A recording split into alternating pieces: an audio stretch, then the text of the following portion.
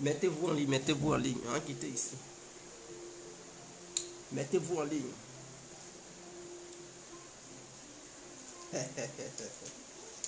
Mettez-vous en ligne. On va quitter ici. Voilà, c'est très important. Mettez-vous en ligne, mettez-vous en ligne, mettez-vous en ligne. Mettez-vous en ligne. Partagez le direct, partagez le direct, partagez le direct et n'hésitez surtout pas à vous abonner. Si Guédié complet, nous allons faire le point sur l'Ukraine. Partagez le direct. Partagez le direct, partagez le direct, partagez le direct. Partagez le direct. Et abonnez-vous. Ahmed Gabi, big up à vous, chers parents Ahmed. J'espère que vous allez très bien. Alors, sans trop tarder, on va bondir sur le sujet. Voilà, pour lequel nous sommes là en ce moment. Donc, désolé, hein, c'est le vent. Alors, bonjour à tous et à pour tous ceux qui ne me connaissent pas, je suis l'incontournable guerre complet tout terrain, l'homme dont on parle, l'homme qui n'a pas fort aux yeux, l'homme qui ne mâche pas ses mots.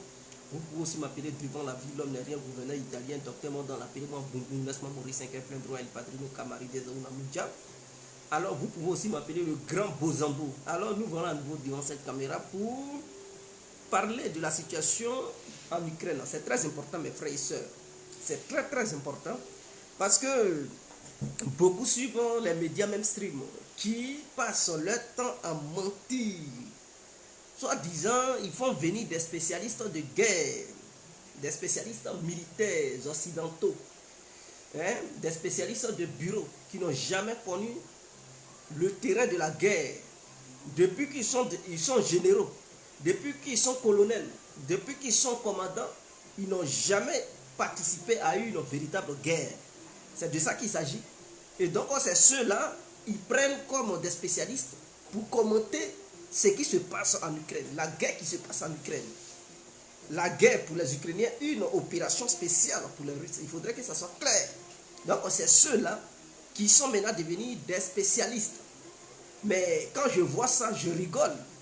Je rigole parce que regardez les médias français, regardez les médias belges. Bon, la Belgique n'a jamais fait de guerre en dehors de la Deuxième Guerre mondiale. La Belgique n'a jamais fait une véritable guerre avec un pays où les généraux belges se sont montrés vraiment à la hauteur. Donc, je ne vois pas où des généraux belges viendraient donner des leçons de stratégie militaire. C'est du n'importe quoi.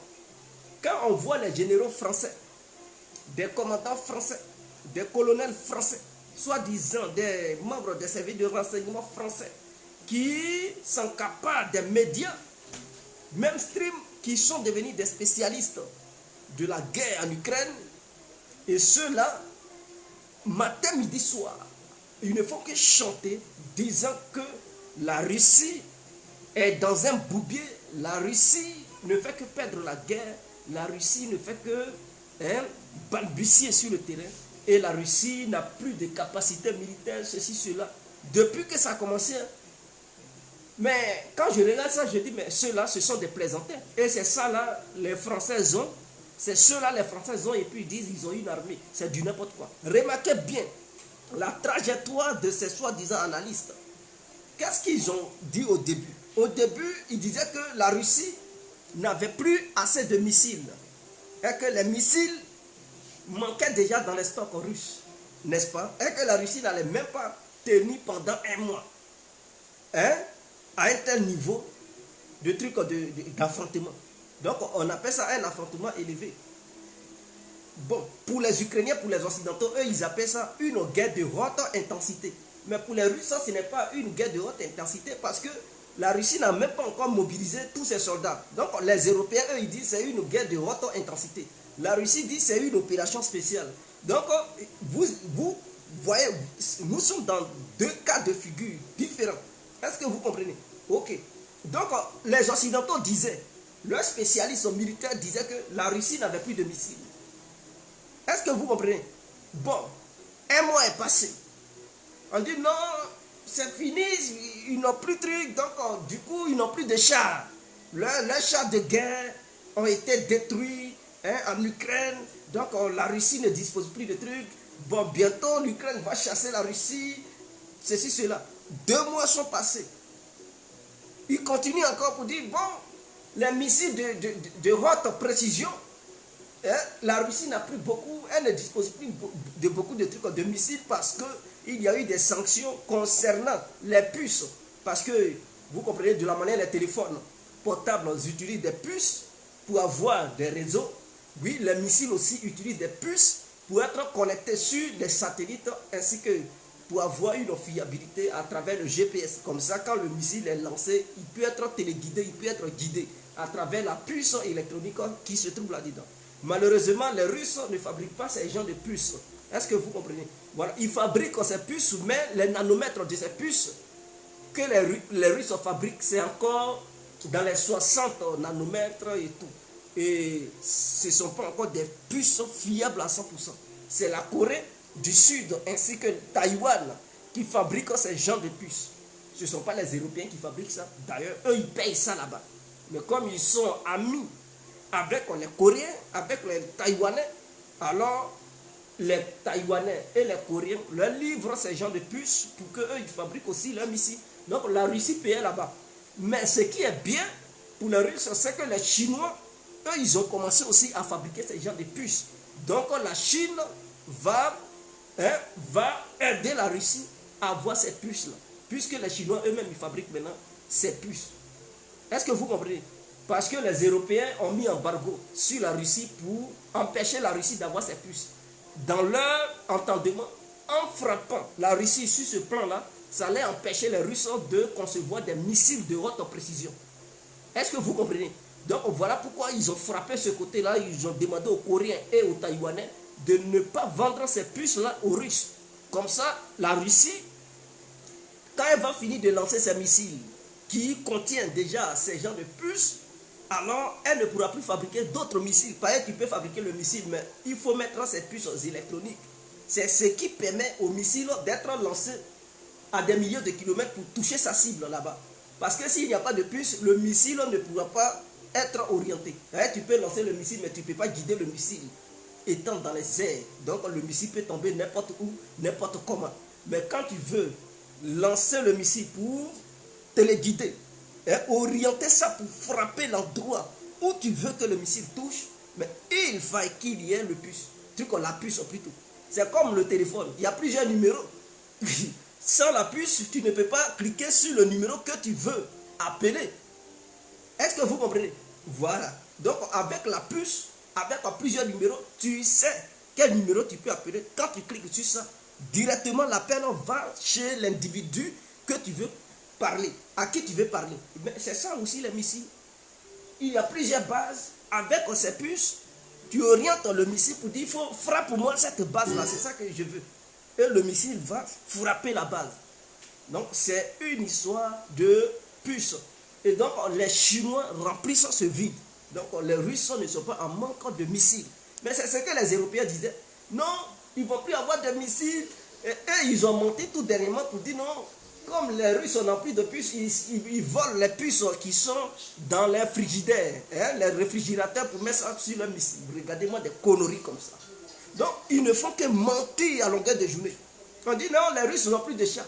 Mais je tiens à rappeler aux Européens que la Russie, dans son stock, a au moins 22 000 chars de guerre, sans compter les canons, sans compter les trucs, les lance-missiles multiples, c'est-à-dire les chars de guerre. Il y en a 22 000.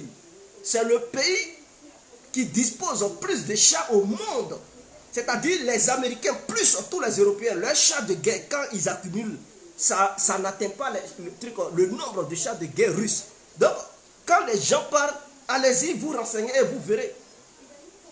La Russie a plus de chars de guerre que toute l'Europe réunie, ainsi que les États-Unis. Donc, voilà. Les Américains, ils ont beaucoup de trucs d'avions et beaucoup de trucs de navires. Ça, c'est leur spécialité.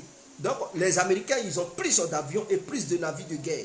Les Russes ont assez de chars et assez de missiles que toute l'Europe ainsi que toute l'Amérique. Donc, quand les gens ils disent non, la Russie n'a plus de chars de guerre, c'est du n'importe quoi. Ce qui se passe en Ukraine, là, ce sont les vieux chars d'abord que la Russie utilise parce que la Russie a modernisé son armée à 70%.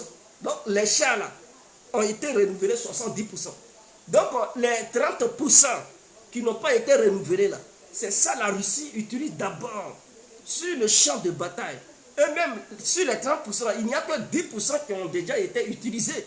Donc la Russie n'a même pas encore touché le vrai stock. Donc les Occidentaux aussi pensent que la Russie n'a plus de chars de guerre. La Russie n'a plus de missiles.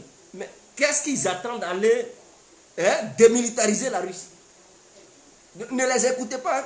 Et d'autres vont jusqu'à dire que non, les missiles atomiques russes sont vieux, ils ne peuvent même plus exploser. C'est périmé. Vous voyez dans quoi ils sont. Ils disent ça ne peut plus exploser, c'est périmé. Et puis, ils sont sérieux. Ils sont c'est-à-dire, ils sont dans une telle vision que beaucoup d'Européens croient en ce qu'ils disent. Même en dehors de l'Europe, il y a certains Africains qui croient. Mais si c'est périmé, si ça ne peut plus fonctionner, mais pourquoi vous n'attaquez pas la Russie pour voir si leurs missiles sont en mesure d'exploser ou ne sont plus en mesure d'exploser? Mais allez-y. Pourquoi ils ne le font pas? On dit bouche parle, mais yeux connaît. Bagage qui est lourd. Ah tiens, bouche peut parler, bouche peut mentir à son cerveau, mais la réalité là c'est autre chose. On dit il faut tester, voir. C'est quand tu vas tester que tu vas constater que donc j'avais menti. Donc ce que je pensais là c'était pas vrai. C'est là ils vont comprendre. D'autres diront que les Ukrainiens ont assez de réserves en hommes, en soldats. Mais la Russie n'a plus de soldats. La Russie n'a plus de réserves. Regardez-moi des conneries comme ça. Bon, entre la population russe et la population ukrainienne, laquelle qui a assez de trucs de population? La Fédération de Russie ou la République ukrainienne? Mais la Russie a assez de trucs de population. La Russie a beaucoup de population. C'est au moins 145 millions. Même je dirais 150 millions d'habitants. Est-ce que vous comprenez? Et maintenant les nouveaux territoires que la Russie vient de conquérir, là, les habitants de là-bas, là, eux là, les garçons, c'est-à-dire ceux qui sont âgés de 18 ans jusqu'à 60 ans, ils sont prêts eux tous à prendre les armes pour avoir leur indépendance vis-à-vis de l'Ukraine. Donc dans cette petite partie que la Russie a conquérie, si la Russie veut enrôler tous ceux qui sont là-bas, qui sont hommes ou femmes qui sont prêts à aller au front, il y a au moins 1 million de soldats qui vont quitter là-dedans. 1 million d'individus qui sont prêts à prendre les armes pour affronter l'Ukraine. Donc la Russie n'est pas en manque, sachant bel et bien que même la population russe n'est pas mobilisée pour le moment, parce que Poutine n'a rien demandé à la population russe. Mais Poutine est soutenu en Russie. Il n'a jamais dit aux Russes que nous sommes en guerre. Donc prenez les armes. Non, non, non, non. C'est là que tu peux savoir qu'un pays n'a plus de trucs de réserve, ou un pays a des réserves. C'est-à-dire quand tu es en guerre, quand tu dis, tu lances officiellement le message à ta population pour dire nous sommes en guerre, alors ceux qui peuvent défendre la patrie, qu'ils viennent. Et que personne ne vient, c'est là que vous allez juger pour dire non, la Russie n'a plus de trucs de main-d'œuvre. La Russie n'a plus de trucs de réserve militaire, mais l'Ukraine a des réserves militaires. C'est du n'importe quoi. Poutine n'a jamais demandé à la population russe qu'elle n'a qu'à prendre les armes. Donc les gens, ils mènent leur vie comme bon leur semble, à Moscou, à Saint-Pétersbourg, à Kaliningrad, à Kursk. Mais tout ce que vous pouvez, vers la Sibérie là-bas, ils mènent leur vie paisiblement à terre. Ils mangent ce qu'ils ont envie de manger. Voilà, ils font l'amour comme bon leur semble. Ils font ce qu'ils ont envie de faire. Parce que leur président ne leur a pas dit que leur nation était en guerre. Donc, Poutine n'a pas besoin de soldats. Je tiens à vous souligner que le nombre de soldats russes est au total au moins 3 millions d'individus. C'est-à-dire ceux qui sont actifs, ils sont 900 000 quelque chose. Les réservistes sont 2 millions de quelque chose. Donc, Poutine n'a même pas encore fini avec, c'est-à-dire ceux qui sont en fonction, ceux qui sont les conscrits, et puis elle va lancer un message national pour dire nous sommes en guerre à cause de l'Ukraine. Non, Poutine ne fait pas ça. Donc, ce n'est pas 900 000 soldats russes qui sont morts sur le terrain pour dire que la Russie manque des trucs de soldats. Non, n'écoutez pas ces gamelins, ces soi-disant spécialistes sur les plateaux de télé qui mentent à longueur de journée.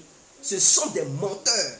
Vous-même, pour savoir s'ils sont menteurs ou pas là, est-ce que depuis ce qu'ils ont dit au début là, qu'est-ce qui s'est réalisé? Quand ils ont dit la Russie n'avait plus de missiles, avez-vous déjà vu la Russie manquer de missiles? Non. Ils vous ont dit la Russie n'avait plus de missiles, non? Est-ce que vous voyez la Russie en manque de missiles? Chaque jour, la Russie frappe l'Ukraine avec des missiles de haute précision, avec des trucs, comment on appelle ça? Des obus, avec comment on appelle ça même? Tout ce que vous pouvez imaginer. Donc la Russie ne manque pas de missiles. Donc depuis ce qu'ils avaient dit au début là, que le stock de missiles russes, il ne reste plus rien, ce sont des mensonges. Depuis le début, ils ont dit ça. Nous sommes vers le 3e mois, il y en a toujours. Eux-mêmes, ils ne savent pas combien de trucs de missiles la Russie a. Et puis, ils mentent à longueur de journée. Au contraire, c'est la France qui manque de missiles parce que quand ils ont attaqué la Libye, quand l'Angleterre et la France ont attaqué ensemble la Libye, en une semaine, la France n'avait plus de missiles. La France manquait maintenant de missiles pour continuer le combat contre Kadhafi. D'où Sarkozy a demandé à un truc, comment il s'appelle, au président Barack Obama de permettre aux États-Unis de rentrer dans la danse. Et Sarkozy a acheté des armes, c'est-à-dire des missiles auprès des Américains pour que la France continue sa guerre en Libye. Donc c'est eux qui manquent. Mais la Libye et l'Ukraine, mais la Libye est sous-armée, la Libye est sous-développée, je dis sous-développée, est sous-peuplée. Quand je dis sous-peuplée, c'est-à-dire la Libye n'avait pas assez de peuple. Est-ce que vous comprenez? La population libyenne n'était pas assez. On pouvait, quand la France attaquait la Libye, la population libyenne était environ 6 millions d'habitants. 5 à 6 millions d'habitants. L'Ukraine, c'est 45 millions d'habitants. L'Ukraine est grand. La Libye aussi est grand, mais n'est pas peuplée. L'Ukraine est grand et peuplée. C'est ça la différence. La Libye est grande, mais elle n'était pas surarmée. L'Ukraine est grande et très, très armée. Donc, ça fait deux choses que les Français ne peuvent pas faire. Attaquer un pays comme l'Ukraine, la France ne pourra jamais le faire. Même la Libye, la France a eu besoin de l'Angleterre pour l'accompagner, ainsi que les États-Unis. Sinon, la France seule ne pouvait pas anéantir Kadhafi, ne pouvait pas enlever Kadhafi au pouvoir. Kadhafi allait résister et mettre la France en déroute en Libye. Donc la France a eu besoin des alliés pour pouvoir mettre fin à la vie de Muammar Kadhafi. La France seule ne peut jamais oser attaquer un pays comme l'Ukraine. C'est comme si on disait à la France d'attaquer la Pologne. La France ne pourra jamais, jamais, jamais, jamais. Je vous rappelle, lors de la Deuxième Guerre mondiale, lorsqu'on parlait de la Deuxième Guerre mondiale, avant la Deuxième Guerre mondiale, dans les années 1930, on disait que la France avait la meilleure armée du monde. Est-ce que vous vous souvenez? Donc la France était la meilleure armée du monde, technologiquement parlant, sur le plan de l'effectif et tout. Et donc on disait la France avait la meilleure armée du monde. Mais quand l'Allemagne a attaqué la Pologne, puisqu'il y avait un accord militaire entre la France et la Pologne, mais les Français n'ont pas intervenu tout de suite. Ils ont regardé les Allemands faire truc. Quand ils ont voulu intervenir, mais écoutez, Hitler s'est retourné contre la France. Il a commencé à mater les Français, où on disait que l'armée française était la meilleure plus que l'armée allemande. Mais l'armée allemande n'a pas hésité à piétiner sur l'armée française jusqu'à prendre Paris. Mais la ville qui était épargnée, c'était Marseille. Mais l'Allemagne avait pris une très grande partie de la France, malgré leur meilleure armée. Donc la France n'a jamais eu de meilleure armée, n'a jamais eu une armée puissante capable de s'affronter contre un pays aussi armé. au même titre qu'elle. Est-ce que vous avez compris? On disait que les Anglais avaient une meilleure armée. Cela n'a pas empêché Hitler d'aller bombarder, mener des frappes chirurgicales sur l'Angleterre. C'est quand Hitler a fait l'erreur d'attaquer Staline, c'est-à-dire l'Union soviétique, la Russie, c'est à ce moment-là il a commencé à balbutier, parce que quand la Russie a fait la réplique, à ce moment, la France était occupée. Hein. Les Français, ils ne faisaient pas des contre-offensives. Hein. Est-ce que vous avez compris? Donc, c'est l'URSS qui a commencé de l'autre côté à frapper fort. Donc, l'armée allemande était obligée de laisser un peu du côté de l'Ouest pour envoyer assez de bataillons sur le front Est, sur le front soviétique, pour contrecarrer les soviets, l'armée soviétique. Et c'est ce qui a permis aux Anglais de se reconstituer, parce qu'à un moment donné, l'aviation allemande avait laissé maintenant l'Angleterre pour se concentrer sur l'Est pour frapper les troupes de l'Union soviétique. C'est ainsi que les Américains ont décidé de faire le débarquement au large des côtes italiennes. Est-ce que vous comprenez? Et des côtes africaines, la Libye, ainsi que l'Algérie, pour débarquer. Et d'abord lancer des contre-offensives vers l'Italie. Et ça a permis aussi aux Américains de débarquer en Angleterre. Sinon, si les Soviétiques n'avaient pas attaqué vers l'Est, les Américains n'allaient même pas effectuer le débarquement. Et puis, il allait avoir des tas de bombes qui allaient verser sur eux. Et c'est ainsi qu'ils ont pu aider la France et l'Angleterre en soutien avec les tirailleurs sénégalais, c'est-à-dire des soldats africains de plusieurs pays africains qui ont aussi apporté secours à la France. Donc la France n'a jamais gagné la Deuxième Guerre mondiale. Elle n'est pas parmi les gagnants. Voilà, quand on parle des gagnants là, ce sont les Russes, les Américains, ainsi que les Anglais. Les Français n'ont jamais gagné de guerre. Mais ils se sont faufilés parmi les gagnants pour avoir aussi un siège au Conseil de sécurité de l'ONU et se jouer les grands de ce monde. Donc c'est ce qui est la vérité. Donc ceux qui vous diront que non, la France a gagné la Deuxième Guerre mondiale, c'est du n'importe quoi. La France ne pouvait plus rien gagner parce que la France était totalement occupée. Ce sont les alliés de la France ainsi que l'URSS qui ont permis à la France d'avoir la liberté. Donc la France s'est faufilée. Donc la France n'a pas un général capable de faire une analyse fiable, militaire, sur un terrain de guerre. D'où ces mensonges que vous voyez sur LCI, sur France 24, sur BFM TV, sur France Info, CNews. En tout cas, Euronews aussi. Donc voilà, tous ces généraux, ce sont des menteurs. Eux-mêmes, ils ne sont jamais allés au front. Ils ont fait quelle guerre même? C'est leur guerre, les talibans là. Ils pensent que c'est une histoire de trucs au babouche. Les gens, ils portent en Ukraine. Déjà, ils étaient en Afghanistan. Et ils étaient confrontés à des talibans. Des gens qui ne sont pas armés, ils avaient seulement des kalachnikovs. Eux, ils pensent que c'est ça qu'on appelle guerre. Ils pensent que c'est ça qu'on appelle guerre. Et d'ailleurs, ils ont perdu face aux Afghans, face aux talibans en Afghanistan. 20 ans de trucs de guerre contre les talibans. Des gens qui sont dans des tapettes. Hein?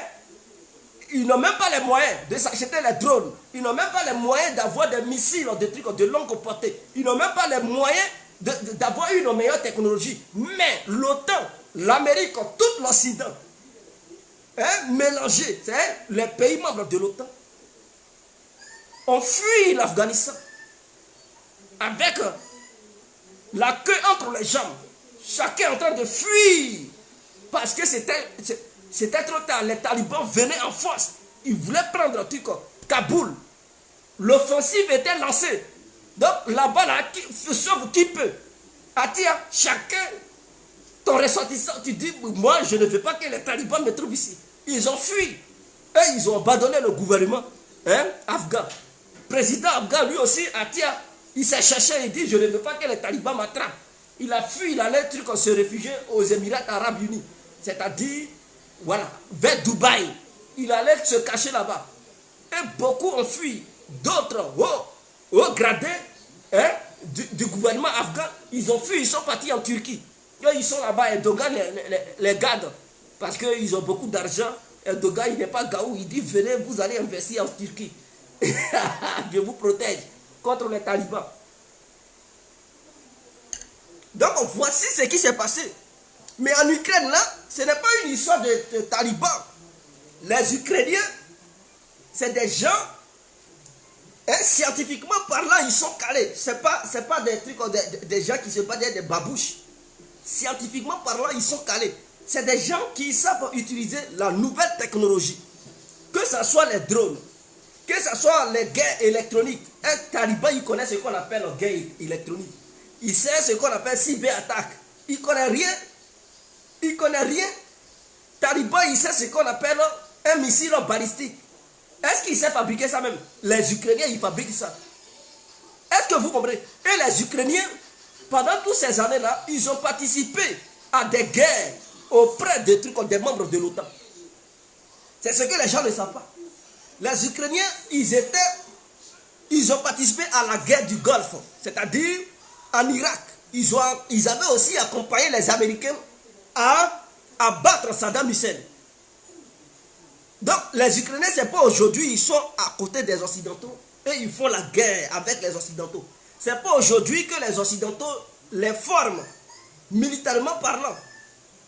Ils ont formé 30 à 50 000 militaires ukrainiens, à la manière occidentale, à la manière américaine, à la manière canadienne. Donc, ils ont reçu des vraies formations militaires. C'est-à-dire, les armes que les Occidentaux utilisent, les Ukrainiens savent utiliser toutes ces armes parce qu'ils combattent à côté des Occidentaux pendant longtemps. Ils font des exercices militaires ensemble. Donc, ce n'est pas des talibans qui ne savent pas. Non. Les Ukrainiens, là, ce sont des gens qui sont aguerris à la guerre parce qu'ils participent aux différentes guerres que les Occidentaux font à travers le monde. Les Ukrainiens sont auprès des Occidentaux. Donc, c'est des gens, ils savent ce que c'est que la guerre. Ils savent ce que c'est que la technologie. Ils ont des missiles balistiques, ils ont des missiles anti-aériens. Eux-mêmes, ils fabriquent des S-300, des missiles, trucs au bouc. Ils fabriquent tout ça. Ils fabriquent des trucs, des systèmes multi-trucs, comme on appelle, les systèmes grades, comme on appelle ça. Hein? Les armes, les ordres de Staline, mais leurs grands frères, qu'on appelle grades, Smesh. Tout ça, les Ukrainiens, ils fabriquent. Ils fabriquent des chars de guerre. Ils fabriquent tout ce que vous... Des missiles anti-navires. C'est ça, ils ont pris même pour faire couler le navire russe. Donc, ce n'est pas des gens qui portent les sandales, qui sont en Afghanistan. Ce ne sont pas les Irakiens qui ne connaissent pas ce que c'est que la technologie. Donc, la Russie, en affrontant l'Ukraine, a montré sa vraie puissance de feu. A montré sa vraie puissance de feu. J'aimerais vous dire qu'à Mariupol, il y a 771 mercenaires qui ont été arrêtés. Ce matin, depuis lundi jusqu'à aujourd'hui, jusqu'à ce matin-là, il y a 1908 personnes militaires qui se sont fait arrêter dans l'usine d'Azovstal. Et parmi ces 1908 personnes, il y a 771 membres militaires de l'OTAN. Est-ce que vous comprenez? 771 militaires de l'OTAN. Donc, avec ce chiffre-là, vous allez nous dire que c'est l'Ukraine seule. Ce sont les soldats ukrainiens seuls qui combattent les Russes. C'est du n'importe quoi. Dans une seule ville. 771. Mais on peut même augmenter ce chiffre parce que pendant les combats, je sais que beaucoup sont morts aussi. Beaucoup sont morts. Donc ceux qui ne sont pas morts là, ils se sont fait arrêter. Ils sont 771. Donc dans une seule ville ukrainienne. Donc les pays membres de l'OTAN, ils avaient déjà leurs soldats là-bas. Et parmi ces gens-là, il y a des hauts gradés. Donc on ne peut pas dire que c'est l'Ukraine, l'armée ukrainienne seule qui combat l'armée russe sur le territoire ukrainien. C'est du n'importe quoi. Voilà pourquoi je vous ai fait comprendre que ce qui se passe en Ukraine, C'est un affrontement entre l'Occident et la Russie. C'est un affrontement entre l'Occident et la Russie. Et donc, si la Russie n'était pas puissante, mais, c'est-à-dire le Donbass et Lugansk allaient être libérés par les Ukrainiens et mater les pro-russes qui s'opposaient au gouvernement ukrainien. Les mater, les attraper et faire des prisonniers. Mais c'est parce que la Russie est puissante. Voilà pourquoi ces deux républiques qui sont les suivantes, le Donbass et le Lugansk, n'ont pas été libérées par l'armée ukrainienne avec ses parrains occidentaux, mais au contraire, eux, ils prennent le dessus. Ils conquièrent encore d'autres territoires. Donc c'est de ça qu'il s'agit. C'est de ça qu'il s'agit, Atia. Avec l'aide militaire que l'Occident apporte à l'Ukraine, vous pensez que les drones que les Occidentaux fournissent à l'Ukraine, la France fournit des drones, les Américains fournissent des drones, les Turcs fournissent des drones. Vous pensez que ce sont les Ukrainiens eux-mêmes qui pilotent ça? Non. Même si les Ukrainiens maîtrisent certaines armes occidentales, ce sont les spécialistes, des experts occidentaux qui pilotent ces engins sur le territoire ukrainien. Donc, ce qui veut dire qu'ils sont impliqués directement. Mais au grand jour, politiquement parlant, ils ne veulent pas reconnaître leur implication. Donc, ils disent que nous ne sommes pas des co-belligérants. Nous aidons l'Ukraine. Mais vous aidez l'Ukraine sous quelle forme? Non, on apporte de l'aide militaire, de l'aide, truc, comment on appelle ça, humanitaire et tout, mais nous ne sommes pas des co-belligérants. En fait, ce qui les traumatise, ils ne veulent pas reconnaître officiellement qu'ils sont impliqués et que leurs soldats sont là-bas. Donc, tous soldats européens, américains qui seraient arrêtés sur le territoire ukrainien, ils disent non, ce sont des volontaires qui sont partis là-bas, personne ne les a envoyés. Non, eux-mêmes, ils sont partis. Donc, pour officialiser cela, remarquez la démarche que les Ukrainiens ont suivie. Le président ukrainien, Zelensky, a lancé un appel à quoi là? Un truc international, comment on appelle ça? Un truc international. En France, là-bas, il y a quoi là? C'est-à-dire ceux qui ne sont pas des nationaux qui viennent et puis ils ont une armée là. Hein? Comment on appelle? Est-ce que vous pouvez me rappeler le nom? Il y a une armée en France, là-bas, mais ceux qui constituent cette armée, ils ne sont pas français. Ce sont des étrangers qui viennent de part et d'autre qui constituent cette armée-là. Voilà, les légionnaires. Donc, pour officialiser cela, le président ukrainien a dit non. Il lance un appel pour une légion internationale. Ça veut dire quoi par là? Ça permet aux Occidentaux, ça permet aux Américains d'envoyer leurs propres soldats et dire que ces soldats-là, ce n'est pas nous qui les avons envoyés officiellement, mais c'est quand le président ukrainien a lancé l'appel que ces gens-là sont partis de leur propre gré. Donc, ce sont les Occidentaux qui ont demandé au président ukrainien de lancer cela pour que ça puisse leur permettre d'envoyer leurs propres soldats. Et donc, ça sert de couverture pour ne pas que la Russie dise que non, les Occidentaux sont impliqués directement. Donc, les légionnaires, donc, ils disent des volontaires. Ils les appellent des volontaires. Mais Atia, ce ne sont pas des volontaires. Ce sont des soldats qui sont en fonction dans leur pays respectif, qui sont là-bas sur le terrain.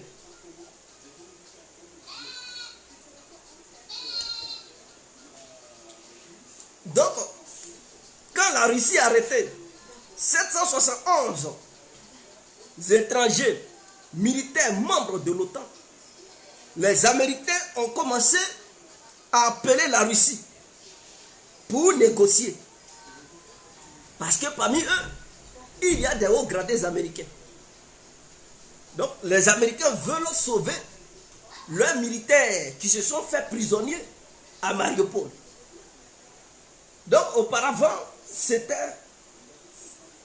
le ministre de la Défense russe et le ministre de la Défense américaine qui s'étaient appelés. Mais lui qui a fait le premier pas, c'est le ministre de la Défense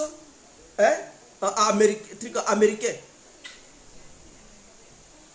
Le ministre américain de la Défense qui avait appelé son homologue russe, ils avaient causé, ça n'a rien donné. Hier, ce sont les chefs d'état-major.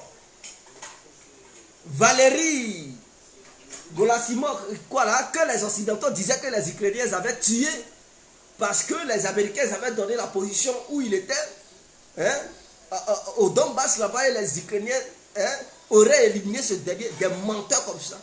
C'est ce dernier-là qui a causé hier avec son homologue de comment faire pour trouver, hein, une paix en Ukraine. Mais quels sont ceux qui mènent? Ce sont les Américains qui contactent toujours les Russes, hein, pour dire non, arrêtez, mais on veut, comment ils appellent ça même? On veut, c'est-à-dire ils arrêtent la guerre d'abord et puis après ils vont, s'ils veulent reprendre. Donc c'est une manière de dire aux Russes, mais arrêtez. Nous, on veut amener les armes aux Ukrainiens, vous nous empêchez. Arrêtez d'abord, ne faisons pas la guerre. Et après, bon, on va reconstituer nos forces sur le terrain. Après, bon, si la guerre veut reprendre, ça peut reprendre. Ou bien, bon, les Russes, écoutez, arrêtez, on sait que vous avez conquéri certains territoires. Arrêtons-nous là, ne continuez plus et négocions une paix durable. Là, ce qui se passe, c'est que si la Russie parvient à atteindre ses objectifs, c'est une défaite occidentale. Ce qui poussera aussi la Chine à agir sans avoir peur de l'Occident. Et certains pays du monde qui ne respecteront plus l'Occident parce que les gens seront convaincus que la Russie seule a fait front face à l'Occident et les Américains. Et donc pour éliminer cette humiliation, ils sont en train de négocier. Les Américains remuent ciel et terre pour négocier et trouver un consensus entre eux et les Russes. Voici ce qui se passe. Les Occidentaux ont été mis en jeu parce que ce sont les Américains qui décident. Si les Américains disent, bon, on a eu un consensus entre Russie et Amérique, c'est fini. Les Occidentaux, ils vont appliquer. Il suffit que Washington appelle les dirigeants européens pour dire, hey, à partir d'aujourd'hui, arrêtez. Lui qui continue, on le sanctionne. Tout de suite, ils vont arrêter. Ils vont dire, oui, maître, on arrête. Donc, les Américains sont en train de négocier parce qu'ils ne veulent pas perdre la face. Ils ne veulent pas perdre la face. Une défaite militaire occidentale, c'est une humiliation totale. Or, le monde entier est convaincu que les Occidentaux sont impliqués. L'Amérique donne 40 milliards, les Occidentaux financent ceci, cela, ils envoient des experts. Et leurs nouvelles armes modernes qu'ils envoient là-bas. Malgré cela, rien ne change sur le terrain. Au contraire, la Russie avance. Donc, ils voient que, ils ont tellement vanté leur technologie militaire aux yeux du monde entier. Et ils disaient que leur technologie militaire était au-dessus de la technologie militaire russe. Mais malgré tout ce qu'ils apportent comme technologie militaire, ça n'empêche pas la Russie d'avancer. Non, ils voient là un danger. Ils se disent, mais mieux vaut négocier avec la Russie que de voir une défaite occidentale. Parce que si l'Ukraine s'écroule totalement, c'est une défaite occidentale. Et le monde va connaître la puissance de feu et la force militaire de la Russie. Et donc, il faut éviter ça coûte que coûte. D'où les négociations qui sont en cours entre Américains et Russes. Donc, les Ukrainiens, là, eux-mêmes, ils les ont écartés, ils ont écarté les Occidentaux. Les deux grands se parlent. Les deux grands se parlent. Parce que c'est de ça qu'il s'agit. Est-ce que vous comprenez? Les deux grands se parlent.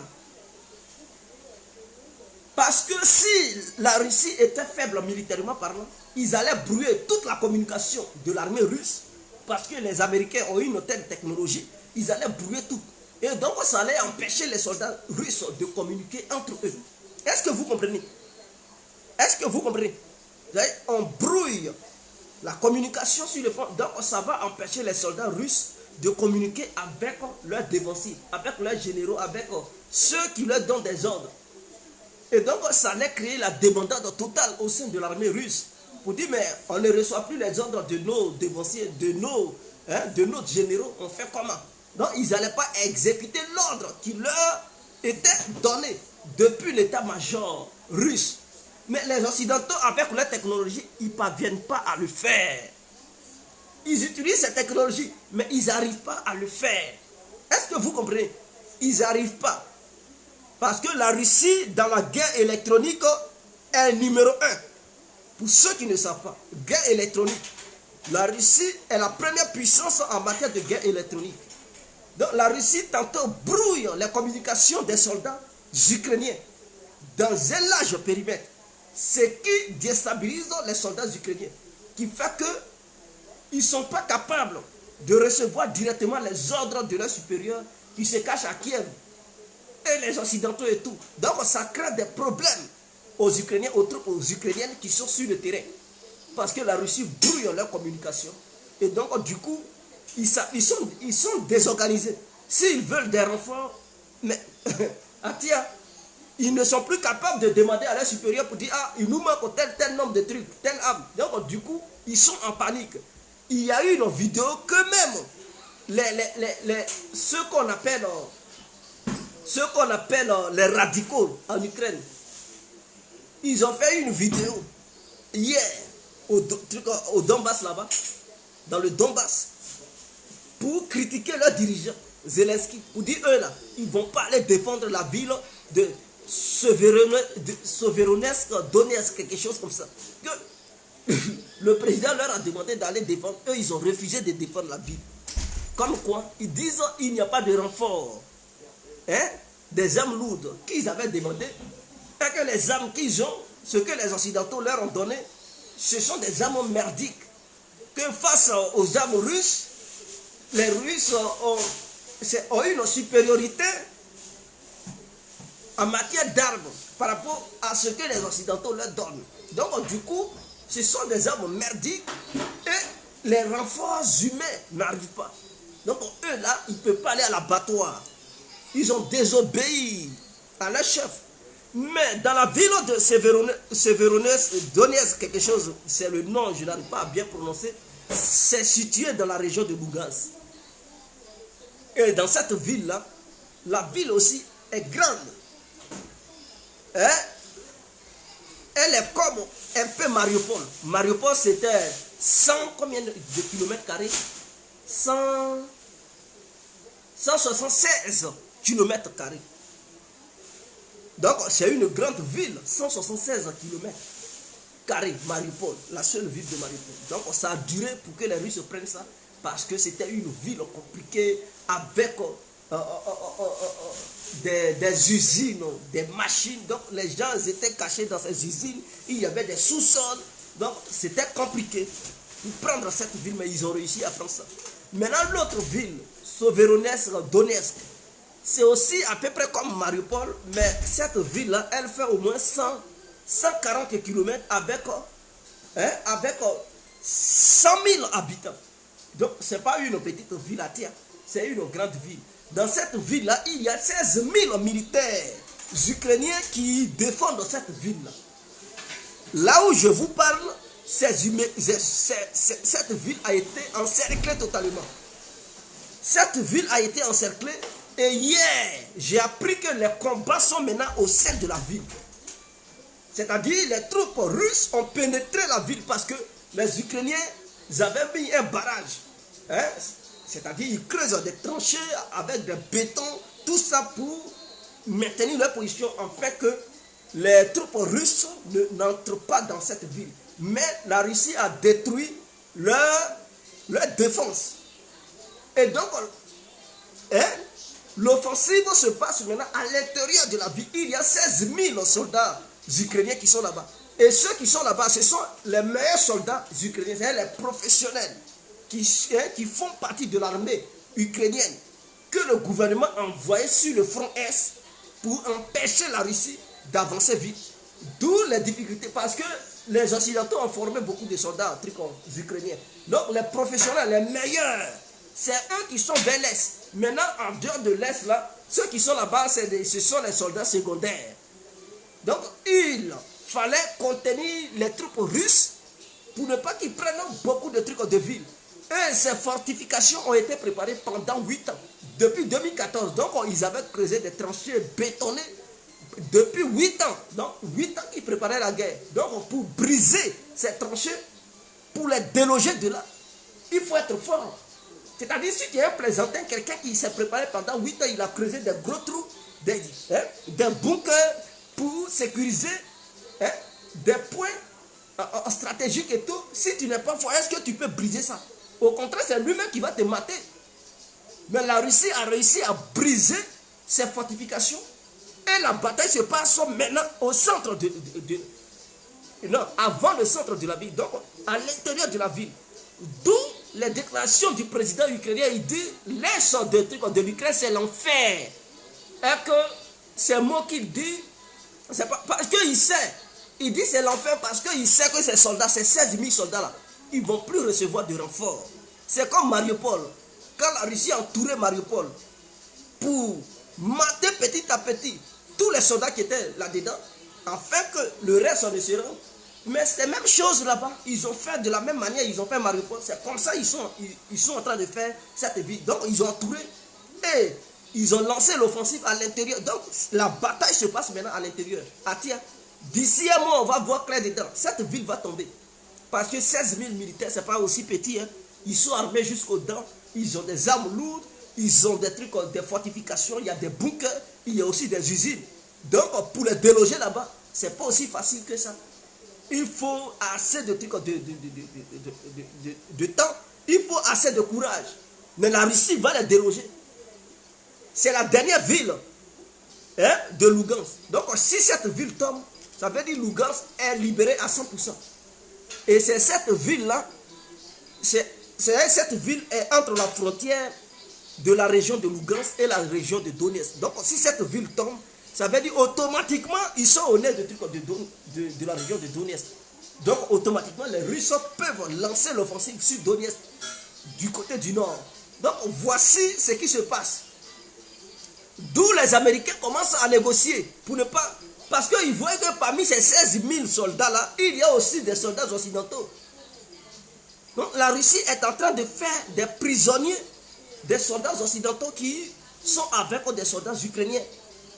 Mariupol, beaucoup de trucs, presque 700 soldats occidentaux prisonniers. Là-bas encore, ils sont 16 000. Parmi les 16 000, il y a combien de soldats occidentaux? Question. Ils vont encore les arrêter pour faire d'eux des prisonniers. Donc, voilà comment l'Occident commence à comprendre.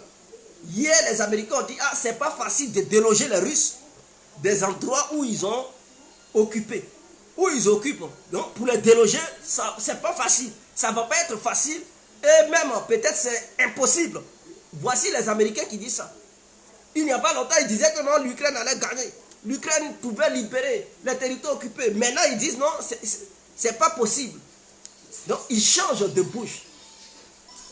3 jours, c'était possible. Maintenant, 2 jours plus tard, non, ce n'est plus possible. Restez dans vos fanfaronnades. Poutine avance. Poutine avance, attire. Donc, je vais m'hydrater la gorge et puis on poursuit.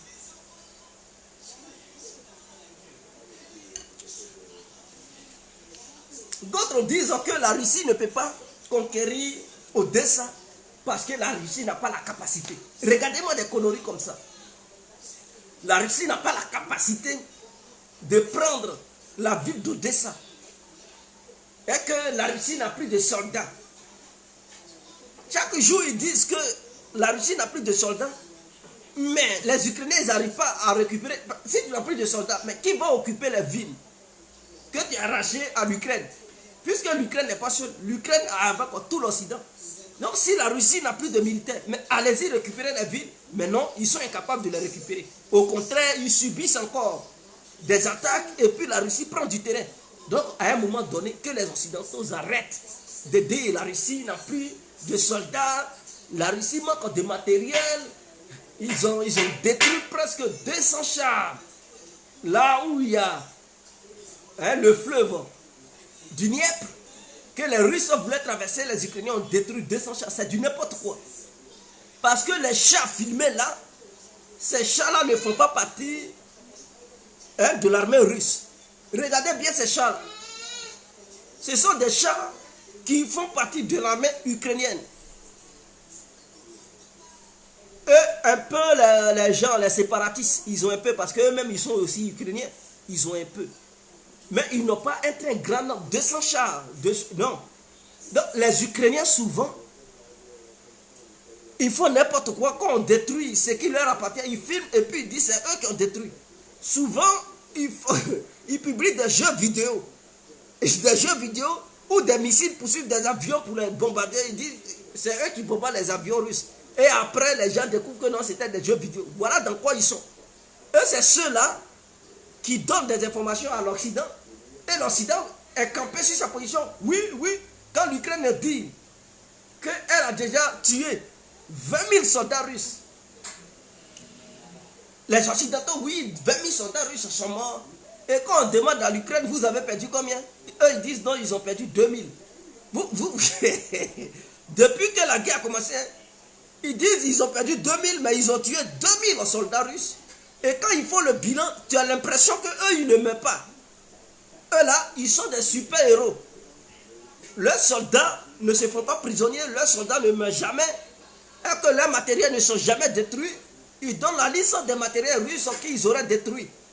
Et ils sont dans leur fanatisme. Ils sont dans leur, je ne sais pas, dans un monde fictif qui n'est pas le réel. Tout ce qu'ils donnent comme si c'était menteur. C'est parce qu'ils ne veulent pas que le moral de leurs soldats s'écroule. Est-ce que vous comprenez? Ils ne veulent pas que ça s'écroule. Donc, du coup, ils font tout pour permettre aux soldats d'être mobilisés. Parce que le gouvernement ukrainien a interdit la divulgation des informations sur le terrain du côté ukrainien. C'est-à-dire le nombre de pertes des soldats russes, c'est interdit aux Ukrainiens de publier ça. Quiconque publie ça, c'est une prison de 15 ans. Est-ce que vous comprenez? Donc, même si l'armée ukrainienne subit des pertes, les Ukrainiens, que ce soit la population ukrainienne, que ce soit les soldats, ils n'ont pas le droit de publier. Mais c'est eux qui disent, oh, on a tué tel nombre de Russes, et eux, ils ne donnent jamais ce qu'ils subissent. Mais côté russe, là, les Ukrainiens gonflent les chiffres parce que c'est une guerre médiatique. Parce qu'en faisant ça, ça va démoraliser d'autres Russes. C'est ça l'objectif. L'objectif, c'est de dire que vous, les Russes qui venez ici, voilà comment on vous tue comme des rats. Donc on ne venez pas. Et même le président ukrainien s'est adressé au peuple russe en russe parce qu'il parle très bien russe. Il parle très bien russe. Il est né d'une ville russophone. Et ses origines, ses parents sont russes. Est-ce que vous comprenez? Mais il se laisse manipuler par les Occidentaux. Et donc voilà pourquoi il agit de la sorte. Sa ville est au-dessus de Zaporojhia. Entre Nikolaïev et Zaporojhia, c'est là sa ville est. Donc c'est une ville russophone. Et dans leur ville là, les gens de là-bas parlent russe. Lui-même, il a vécu en Russie. Il habitait en Russie. Zelensky là, dans le passé, il habitait en Russie. C'est quand il a quitté la Russie pour aller vivre aux États-Unis, c'est là-bas ils l'ont pris, ils l'ont repéré, on dit non, on va t'aider, tu vas devenir président. Et ils l'ont mis là, il a changé automatiquement. Sinon avant, ses films, tout ça là, c'est en Russie, il tournait ça. Il vivait en Russie. Il vivait en Russie. Et après, il a quitté la Russie, il allait aux États-Unis, de là-bas, il est revenu en Ukraine. Donc voilà quelqu'un qui est truc. Donc il ne peut pas dire les Russes sont mauvais pendant que lui-même, il a fait sa fortune aussi en Russie. Et c'est là-bas, il créait ses films, il vendait ses CD, les gens payaient ça et tout. Donc qu'il arrête son hypocrisie. Oui, ils ont déjà fait la victoire. Ils ont déjà fait la victoire. Donc ils ont dit au-dessus, la Russie ne peut pas prendre ça. Regardez seulement. Quand l'Est va être libre, la Russie va mettre des gouvernements indépendants là-bas. Et ces gouvernements-là vont créer leur propre armée. Des défenses territoriales. C'est-à-dire les habitants de là-bas seront formés militairement. Parce que chaque jour qui passe, les territoires occupés, la Russie forme les habitants de là-bas. Il les forme. Et quand il finit de les former, il leur donne des armes pour maintenir l'ordre dans ces villes. Et la Russie envoie quelques policiers militaires, la police militaire russe pour épauler ces gens-là, pour maintenir l'ordre. Est-ce que vous comprenez? Et c'est comme ça la Russie fait. Parce qu'elle ne peut pas envoyer toute son armée pour maintenir l'ordre. Donc à chaque ville qui tombe, les habitants de là-bas qui sont les pro-russes, qui soutiennent les Russes, sont formés militairement, ils sont armés, et c'est eux qui constituent les militaires, hein, les forces de défense de ces villes. Donc, au cas où les Ukrainiens attaqueraient, c'est à eux maintenant de défendre ces villes. Et l'armée russe qui est au front avance, hein, s'en va conquérir d'autres nouvelles villes. Donc quand Donetsk et Lugansk vont tomber, la Russie va se retourner pour commencer à frapper le front des trucs du sud. Pour l'instant, le front du sud est stable. Il n'y a pas d'offensive. Donc la Russie attend. Quand l'Est va tomber, elle va rediriger ses forces vers le sud. Et vous allez voir Nikolaev que vous dites que non.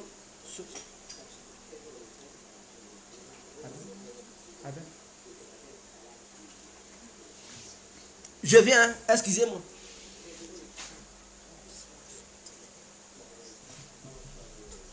Donc voilà. Donc quand elle va finir de régler le cas de l'Est, elle va rediriger ses forces vers le sud. Et Nikolaev, que vous dites, non, la Russie ne peut pas prendre cette ville, restez là. C'est comme ça, ils ont dit, oh, la Russie ne peut pas prendre. Hein? Mariupol est tombé. Soveronesk, Donetsk. On dit, oh, les Russes ne peuvent pas prendre. Aujourd'hui, la ville est entourée, est encerclée, les combats se passent à l'intérieur. Ils vont dire, oh, Nikolaev, restez là. Toujours, ils sont là à fanfaronner. À chaque fois qu'il dit, la Russie va briser leur défense pour pénétrer ces différentes villes et mater les trucs. Donc, la Russie a déjà gagné. Parce que les territoires que la Russie a pris, ce sont des territoires qui sont quand même grands. Hein? Ce n'est pas des petits territoires. Ah oui, ce n'est pas des petits territoires, tiens. Ce ne sont pas des petits territoires que la Russie a pris. Ces territoires-là sont grands. Quand on vous montre ça à la télé, et puis vous voyez des petits... Non, c'est eux qui font ça à la télé. Mais ces territoires-là sont assez grands. C'est des milliers de kilomètres carrés que la Russie a pris.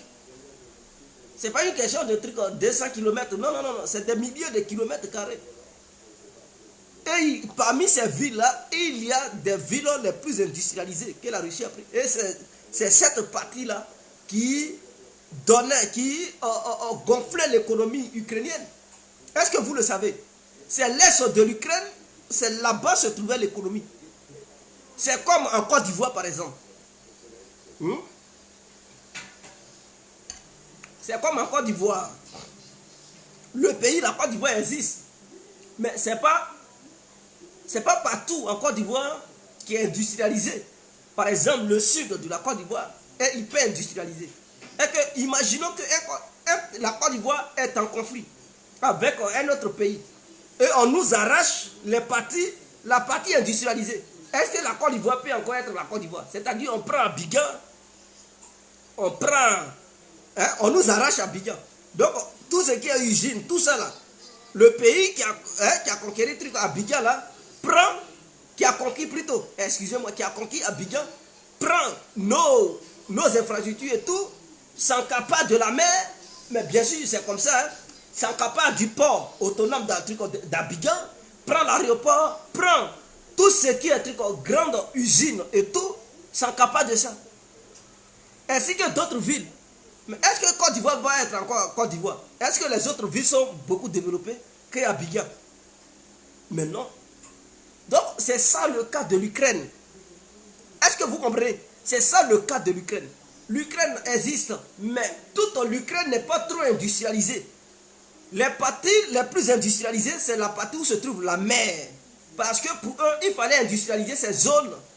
Comme ça, quand ils vont produire, ils vont mettre directement sur la mer pour exporter leurs produits. Parce que s'ils mettent les usines dans les parties où il n'y a pas la mer, pour transporter les produits, ça va être difficile. Donc, ils ont plutôt préféré industrialiser les villes qui sont aux côtes de la mer, que ce soit la mer d'Azov ou la mer Noire. Ce sont ces villes-là qu'ils ont plus industrialisées. C'est là-bas que se trouvent les grandes industries, les grandes usines et tout, ukrainiennes.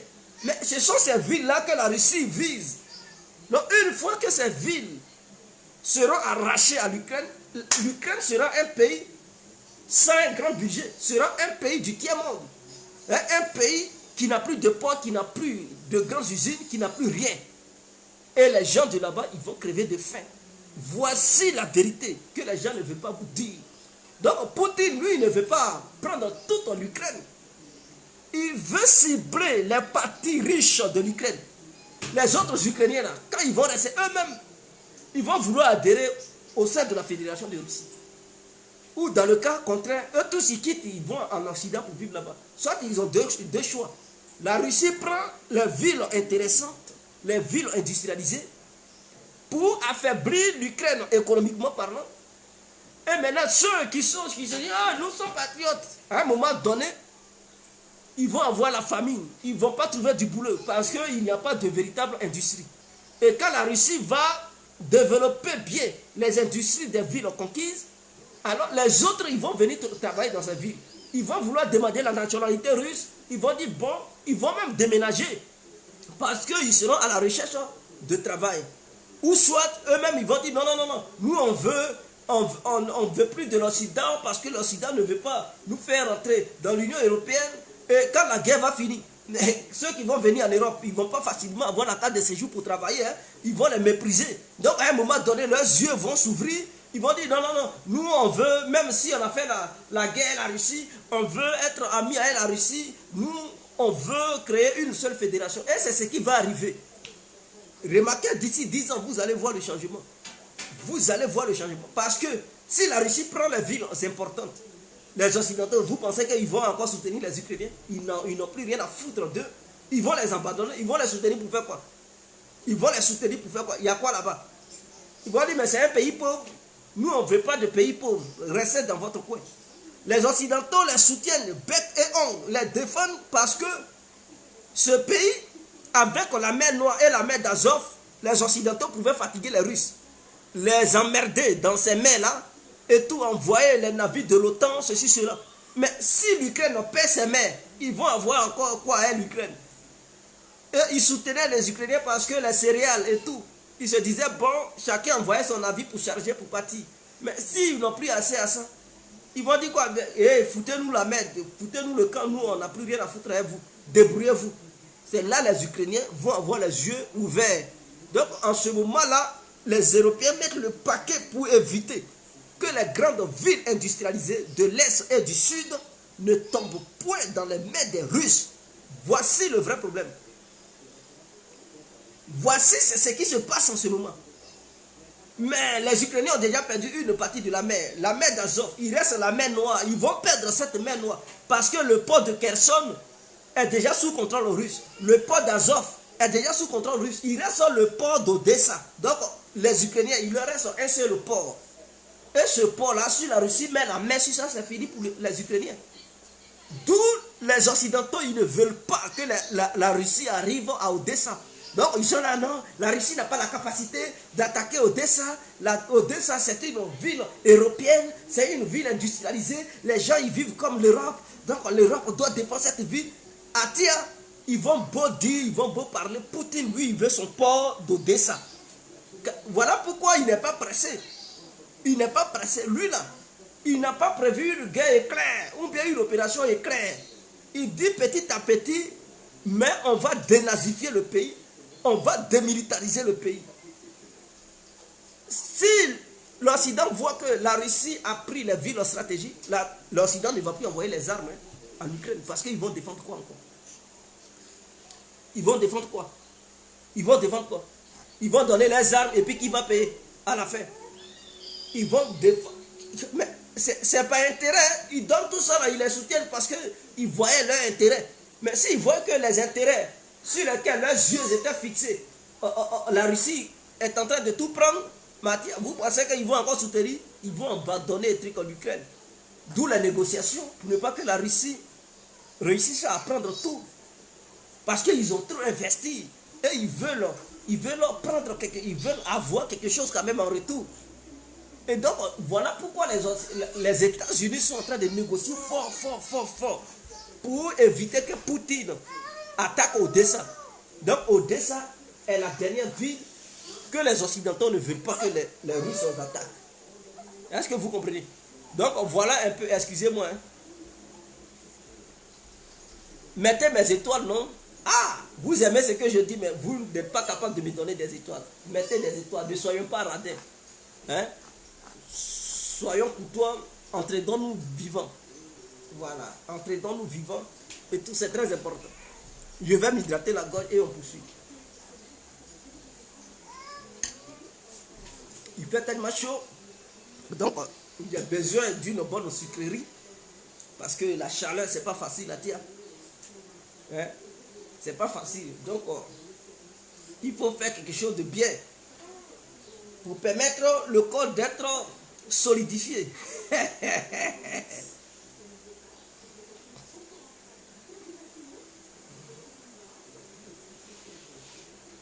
Je viens.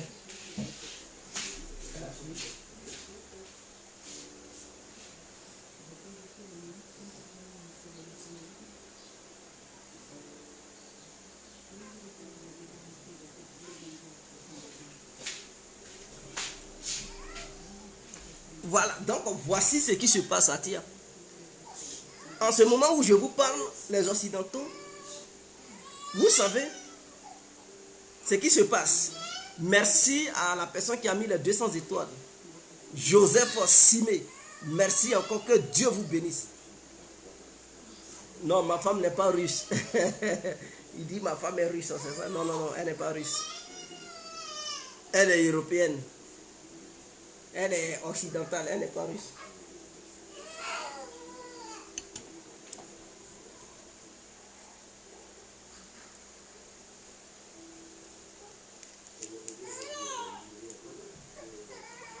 Elle est espagnole suissesse.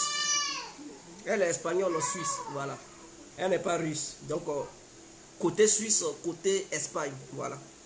Elle n'est pas russe. Donc, voilà un peu. Arrête. Voilà. Donc, je n'ai pas pris une russe, j'ai pris une espagnole suisse.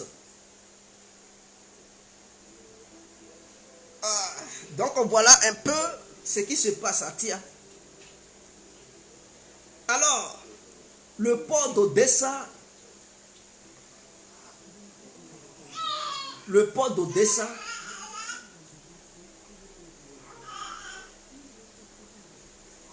ne peut pas fonctionner en ce moment parce que il y a un blocage naval. Mais ça ne touche pas seulement le port d'Odessa, c'est-à-dire le port roumain. Hein? Les Roumains, là, ils ont aussi leur port. C'est-à-dire à partir de la Turquie jusqu'à la Roumanie, jusqu'à... Je viens, je vais vous expliquer pourquoi les Occidentaux pleurent.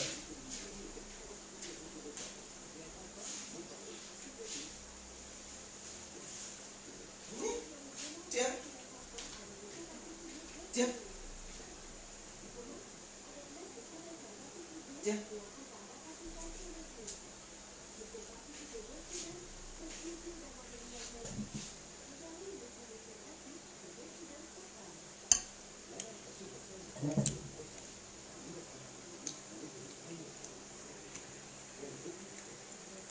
Merci pour ceux qui ont mis les étoiles.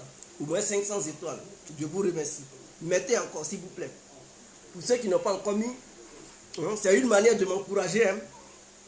Ce qui se passe, c'est que les gens ne vous disent pas. À partir de trucs du Détroit, non. Je voulais parler. À partir de trucs de la Turquie. Parce que pour atteindre la mer chaude, il faut passer par la mer Noire. Et donc, il y a un détroit qui passe hein, en Turquie. Vous comprenez? Donc, c'est la Turquie qui contrôle cette partie. Bon, la Turquie a fermé au nom de la guerre. Donc, pour ne pas que tout navire qui passerait par là ne soit des cibles de la Russie. Donc, ce détroit est fermé. Ce qui fait que des navires ne peuvent pas passer par là pour venir dans les ports roumains jusqu'à dans les ports ukrainiens. Donc à partir d'Odessa, parce que la Roumanie fait partie aussi de la mer Noire, pour ceux qui ne le savent pas. La Moldavie fait frontière avec la Roumanie. au sud de la Moldavie, il y a eu une partie de l'Ukraine qu'on appelle Odessa qui est là. Et quand vous prolongez un peu, vous allez voir la Roumanie. Mais que ce soit les ports roumains, que ce soit le port ukrainien, ces ports-là sont sous un blocus naval. La Russie dit qu'il ne faut pas des navires vont quitter là, rentrer dans les ports même roumains ou dans le port de l'Ukraine qu'on appelle Odessa. Parce que les navires qui viendraient de la mer Noire pour accoster dans le port roumain ou les ports roumains peuvent transporter des armes. Et comme la Roumanie et l'Ukraine font frontière, ces armes peuvent transiter par la Roumanie via la direction de l'Ukraine. Et donc la Russie dit qu'il ne faut pas même un navire va venir dans la mer Noire. Donc la mer Noire totale est sous blocus russe. C'est de ça que les Occidentaux ils ne vous parlent pas. Non seulement ça frappe l'Ukraine, mais ça frappe aussi l'économie roumaine. Parce que la Roumanie ne peut plus transporter ses céréales, tout ce qu'il y a là, pour mettre ça dans des navires, pour envoyer ça ailleurs, que ce soit en Angleterre, aux États-Unis ou partout dans le monde. Donc pour transporter ça, il faut des voies ferrées ou des voies routières. Or, c'est pas facile. On ne peut pas transporter des trucs par voie routière jusqu'en Angleterre. Ça met assez de temps et ça va traverser d'autres pays. Or, on parle de crise alimentaire. Quel pays qui va voir nourriture traverser son pays sans prendre pour lui? On dit voilà, ton peuple souffre. Atia, il y a la faim. Tu vois un autre pays qui transporte beaucoup de trucs de nourriture. Il va traverser ton pays pour dire bon, je m'avais livré ça. Tu dis non, ça ne passe pas ici. Soit tu fais la décharge ici, voilà, je paye ça. Il faut pas envoyer. Donc du coup, par la voie terrestre ou par voie ferrée, c'est pas évident que les navires, que ces nourritures-là arrivent dans les pays qui ont besoin de ces nourritures-là. Est-ce que vous comprenez? Or, si c'est la mer, il y a des parties neutres où les navires peuvent passer, c'est-à-dire sans accoster dans n'importe quel port, mais peuvent prendre les parties internationales, donc sur la mer, c'est-à-dire c'est une partie de la mer qui n'appartient à aucun État, où tout peut transiter tranquillement pour envoyer un bagage du point A à un point B. Donc c'est ce qui se joue. Voilà pourquoi à l'ONU hier, l'Amérique demande à la Russie de lever ce blocus naval. Mais quels sont les champions d'histoire de blocus? Ce sont les Américains qui mettent toujours des blocus aux pays, soi-disant inamicaux, ou bien aux pays qui ne respecteraient pas l'Amérique ou la démocratie. C'est eux qui mettent toujours tout. Mais là, ils demandent aux Russes de lever le blocus. La Russie dit, bon, si vous voulez la levée du blocus, mais levez aussi les sanctions contre la Russie. Vous levez les sanctions, nous on lève le blocus. Vous ne pouvez pas nous sanctionner, nous asphyxier et vouloir qu'on lève le blocus pour nourrir le monde entier. Non, c'est pas comme ça. On va nourrir ceux qui sont nos amis. C'est ce que Poutine a dit. Ceux qui sont nos amis là, ils vont avoir nourriture. Mais ceux qui sont nos ennemis là, on ne va rien lever pour que vous puissiez les nourrir. Donc voici ce qui se passe. Donc la Roumanie ne peut pas utiliser ses ports. L'Ukraine ne peut pas utiliser ses ports. Donc les ports roumains, les ports ukrainiens sont sur embargo. Donc c'est comme deux pays européens qui produisent beaucoup de céréales pour alimenter l'Europe qui sont sous un blocus naval. Et ça fait perdre beaucoup d'argent. Et si la Roumanie s'affaiblit, mais ce sont les Européens qui vont encore cotiser pour renforcer l'économie roumaine, puisque la Roumanie fait partie de l'Union européenne. Et ça, les Européens ne cautionnent plus ça. Ils crient maintenant. Même quand le chancelier allemand a appelé Poutine, il a dit, mais vous avez une responsabilité vis-à-vis du monde, à nourrir le monde. Donc il faut lever le blocus. Donc c'est l'histoire de blocus qui l'a fait maintenant mal. Toutes les sanctions qu'ils ont prises contre la Russie, pour eux c'est normal, c'est légal. Mais la Russie a mis un simple blocus. Oh, Ça crie à Washington, ça crie à Berlin, ça crie à Paris, ça crie à Bruxelles. Partout, ça crie levez. Eux, dans leur calcul, ils avaient pensé que l'Inde allait leur vendre leur blé, en fait. Le blé indien ou bien les céréales qui sont produites sur le territoire indien. Donc, eux, ils avaient calculé comme ça. Ils n'avaient pas prévu que l'Inde allait jouer un gros coup contre eux. Donc, ils se disaient, mais si la Russie ne nous donne pas l'Ukraine, on n'en a rien à foutre. L'Inde produit, les États-Unis, le Canada. Donc, nous, Européens, on peut avoir. Malheureusement pour eux, il y a eu une très grande sécheresse en Inde. C'est-à-dire, là-bas, la température a monté jusqu'à 40 à 45 degrés. Donc, les planteurs, les cultivateurs en Inde ne sont pas sûrs d'avoir une bonne récolte cette année. Est-ce que vous comprenez? La récolte ne sera pas bonne en Inde. Or, les Indiens, ils ont environ 1,3 milliard d'habitants. Il faut quand même nourrir les Indiens, la population indienne. Sinon, si elle n'est pas nourrie, c'est le chaos total, le gouvernement va s'effondrer. Donc, lorsqu'on a une très grande population, et qu'on n'est pas sûr de sa propre récolte pour nourrir sa propre population, la récolte qu'on a faite avant, on ne vend pas ça à l'étranger. Donc, le gouvernement indien a dit il est interdit d'exporter des céréales en dehors de l'Inde. Il faut nourrir d'abord la population indienne. Donc, les Européens, ils n'avaient pas prévu ce coup. Ils se voient, ils disent, putain, mais on s'est fait prendre dans notre propre piège. Donc, ils ne peuvent plus commander de la bouffe chez les Indiens parce qu'ils pensaient que l'Inde allait les vendre. L'Inde dit non. Ici, là, il y a eu assez de sécheresse, on ne peut pas produire cette année. Donc, ce qu'on a là, c'est notre réserve, on va nourrir les Indiens d'abord. Voilà, parce que ce n'est pas sûr que même ce qu'on a là, ça puisse nourrir tous les Indiens. Donc, les Européens, ils n'avaient pas prévu ce coup. D'où ce manque de trucs, des aliments dans les marchés, dans les supermarchés européens et tout. Et donc, les Européens, voyant la faim arriver, voyant la misère qui va s'abattre sur l'Europe, ils commencent à demander aux Russes, levez le blocus, permettez aux navires de prendre le céréal, vendez vous les Russes, votre blé là, vendez ça au monde entier, quand le monde est confronté. Mais ils disent jamais l'Europe est confrontée. Ils disent non, l'Afrique, il va avoir assez de trucs comme des famines, au Moyen-Orient, toujours. Ils parlent mais en réalité, c'est eux-mêmes. Ici, là, quand je vous dis, quand vous partez dans un supermarché, il y a beaucoup de choses qui manquent. Les prix s'envolent comme si rien n'était. Parce qu'il y a d'autres pays, au Moyen-Orient, c'est-à-dire bon, en Asie, l'Inde comme ça ne veut plus envoyer certaines choses en Europe. Parce que ça ne suffit plus aux Indiens.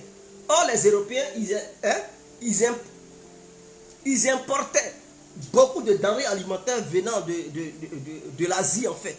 Et cette guerre entre l'Ukraine qui pense qu'elle est en guerre et la Russie qui dit une opération spéciale, bon, les Russes ne veulent plus envoyer ce qu'eux ils produisent en Russie. Ils ne veulent plus envoyer ça aux Européens. Les Ukrainiens, c'est mou. Ce qu'ils produisent, les Russes même, les partis, ils prennent tous les céréales pour envoyer ça en Russie. Ce qui allait venir en Europe, ils envoient ça en Russie. Donc du coup, les Européens, ils n'avaient pas prévu ces coups-là. En ce moment, ils sont dans le téléphone de Vladimir Poutine. Matin, midi, soir, il faut lever blocus, il faut vendre des céréales. Poutine dit, mais levez les sanctions. Vous levez les sanctions, en retour, je lève. Donc c'est Donald, je ne peux pas moi faire, et vous allez maintenir vos sanctions pour dire, on a gagné. Non, c'est pas comme ça. Vous voulez que je vous vende de la bouffe pour manger, mais levez les sanctions. Vous levez les sanctions, je vous vends la nourriture. Puisque vous avez l'argent, mais vous n'avez pas de terre pour produire certains aliments, vous n'avez pas de sol pour produire certains aliments. Vous avez l'argent, oui, mais vous ne pouvez pas manger votre jeton. L'argent là, ça ne se mange pas. Il faut des aliments. Et bien, ceux qui produisent ça, il y a l'Inde, il y a la Russie, il y a l'Ukraine. Et la Chine aussi qui met, on dit, il y a cette fameuse maladie. La Chine, donc vous comprenez, en ce moment, ça ne va même pas en Europe. La Chine met des villes entières sous blocus. C'est-à-dire, barricade dans certaines villes. La Chine barricade dans certaines villes, même les ports sont barricadés, rien ne sort de ces ports. Or, ces ports souvent sont utilisés par les Occidentaux pour faire leur business. Donc, du coup, c'est difficile pour l'Occident. Et en dehors de ça, l'Occident doit payer pour l'Ukraine, aider l'Ukraine, financer, payer des armes, financer en jetons. Donc, tout ça, ça coûte cher aux Occidentaux. Ils n'avaient pas prévu ça. Donc, ce qu'ils pensaient faire contre la Russie pour dire on va les affaiblir, eux-mêmes, ils voient que non, ah, ça les affaiblit eux-mêmes. Donc, ils veulent négocier avant qu'il ne soit trop tard. Poutine, lui, au contraire, ça l'arrange. Au contraire, il est content. Ah, sa monnaie n'était jamais devenue forte qu'aujourd'hui. Sa monnaie, là, le rouble, qui considérait le rouble? Le rouble était une monnaie nationale russe. Personne ne s'occupait du rouble sur le plan international. Mais à l'heure où je vous parle, le rouble maintenant est devenu une monnaie concurrentielle du dollar. De la manière les gens achètent le dollar pour payer, pour faire leurs commerces internationaux. Mais c'est la même chose, le rouble aussi est demandé. Donc Poutine, à travers ça là, a permis à sa monnaie d'avoir une valeur sur le plan international. Ce qui renforce le rouble. Parce que tous ceux qui font maintenant du commerce avec la Russie, alors ils ne payent plus en dollars, ils ne payent plus en euros, ils payent en roubles ou dans leur monnaie nationale. Voici ce qui se passe. L'Occident n'avait pas prévu ce coup aussi. Donc, du coup, ça ne va plus chez les Occidentaux. Donc, tout ce qu'ils vous disent, il y a un menteur là qui dit la Russie n'a pas de technologie et que l'économie russe allait s'écrouler. Mais c'est ce que Bruno Le Maire avait dit. Nous sommes en guerre totale comme la Russie. On va détruire l'économie russe. Ah tiens, pour le moment là, c'est l'économie européenne qui est en train d'être détruite. Pendant ce temps, l'économie russe se renforce, c'est-à-dire la monnaie russe se renforce. C'est-à-dire ils avouent des choses qu'ils ne maîtrisent pas. Et après, ils voient que non, ce qu'ils avaient prédit là, c'est pas ça qui se passe. Ils ont dit non, la Russie n'était pas riche. L'économie russe équivaut à celle de l'Italie ou bien de l'Espagne. Une économie qui vaut celle de l'Italie ou bien de l'Espagne. Avec toutes ces sanctions occidentales américaines. Mais il y a longtemps, la Russie allait s'affaiblir. Mais la Russie est sur pied. Au contraire, ça se renforce. Au contraire, ils gagnent beaucoup d'argent. Donc, ce qui veut dire que ce que les Occidentaux ont dit toujours que la Russie est un pays pauvre, c'est du mensonge.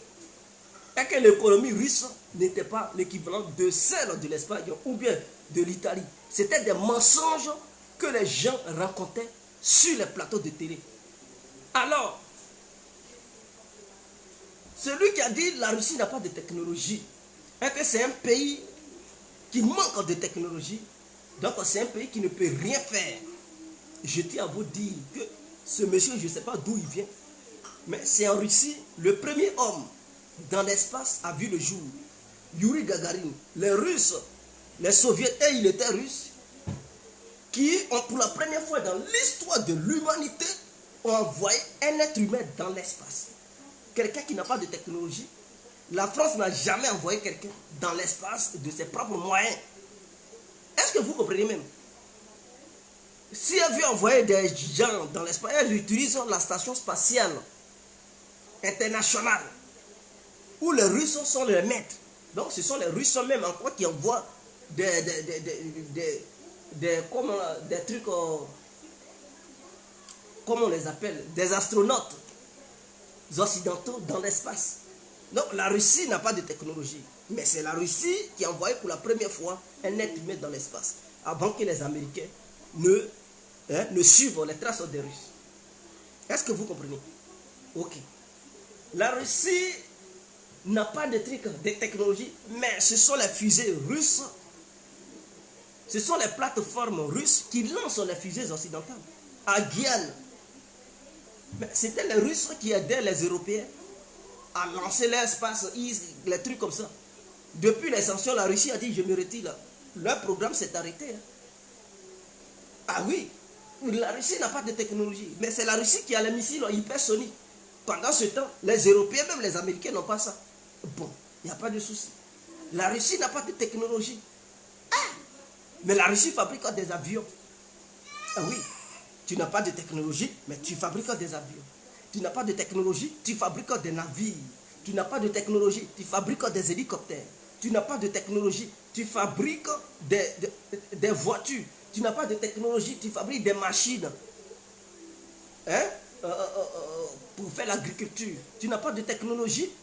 Mais, oh vraiment, tu es fort en cyberguerre.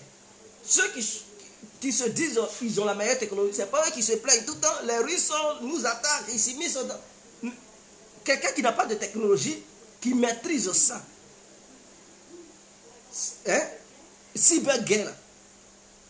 Après les Américains viennent les Russes. Sur papier.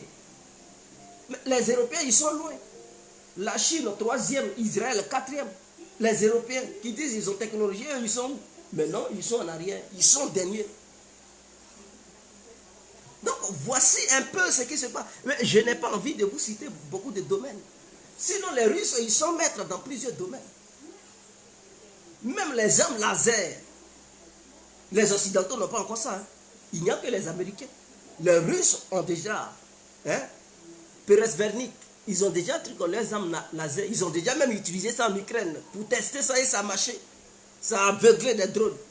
Donc, à 5 km de distance. Donc, France, même les Français, ils sont incapables de fabriquer une arme laser. Non, la Russie n'a pas de technologie. D'où viennent ces gens-là qui passent leur temps à mentir?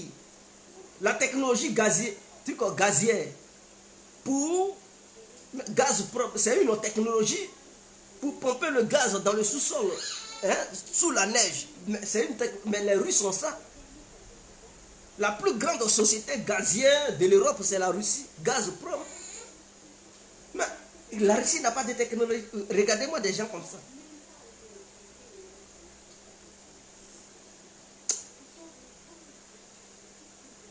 Bon, en tout cas, je m'arrête là.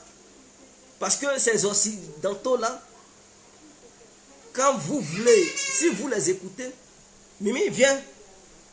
Si vous les écoutez, vous allez penser que la Russie est un pays du tiers-monde, un pays jamais. Mais ce pays-là, vous faites coalition pour le combattre. Pour combattre ce pays. Mais vous, hein, vous n'y arrivez pas. C'est de ça qu'il s'agit. Ils n'y arrivent pas. Mais ils disent non, ce pays ne vaut rien. Économiquement, technologiquement, mais ils ne peuvent pas contre ce pays. Donc, en réalité, ce sont les Russes qui sont forts.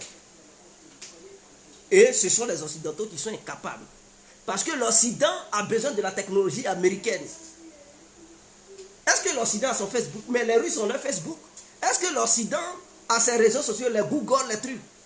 Mais non, les Russes ont leur emploi. Le GPS et tout.